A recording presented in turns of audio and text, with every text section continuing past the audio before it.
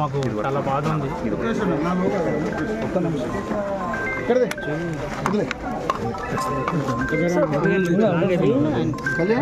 Sir మాట్లాడండి అన్న. అందరికి నమస్కారం. నేను గట్టిగా మాట్లాడండి. ఇంకటన్నా లేనందుకు మాకు చాలా బాధాకరమైన విషయం. ఎందుకంటే మేము చాలా ప్రయత్నించినాం, మేము కాపాడుకోవాలి. పల్లవి కొంచెం డౌన్, కానీ ఎట్లా ఏం లేదు కదా. భగవంతుని తీసుకెళ్ళిపోయిన అన్నను వాళ్ళ ఇంట్లో అందరికీ ధైర్యంగా ఉండాలని కోరుకుంటున్నాను. మా సాయికి ఇట్లా చాలా ట్రై చేసింది, కానీ ఏం చేయలేకపోయినాము. అన్న ఇట్లా చూస్తుంటే చాలా బాధ అనిపిస్తుంది మాకు. ఏం చెప్పలేను నాకు.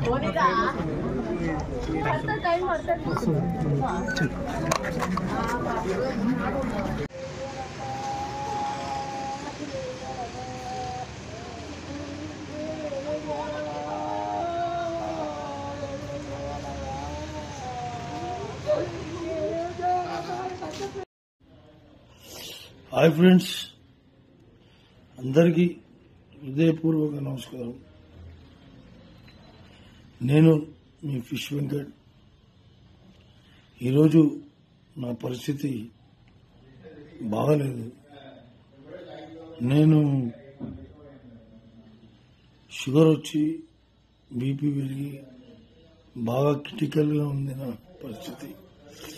అట్లనే కిడ్నీలు కూడా ఫెయిల్ అయ్యి day by day daily dialysis జరుపుకుంటున్నా. ఈ సందర్భంగా మా ఇంట్లో అంతా మంచి మంచి ఆర్టిస్టులు తెలుసు, పెద్ద పెద్ద హీరోలు తెలుసు, వెళ్ళి కలవచ్చు కదా అంటే నేను ఇప్పటివరకు ఈ హీరోల దగ్గర కూడా ఎప్పుడు కూడా పోయి కలవలేను. మామూలుగా షూటింగ్ ఉన్నప్పుడు మాత్రం కలవడం తప్ప మిగతా అప్పుడు మాత్రం కలవడం అనేది ఇంపాసిబుల్, కలవలేను. సో ఇప్పుడు వచ్చిన పరిస్థితి కలవాలి అని, కానీ ఎవరిని కలవాలన్నా మనసొప్పక కలవకపోవడం జరిగింది. ఇప్పుడు నా భార్య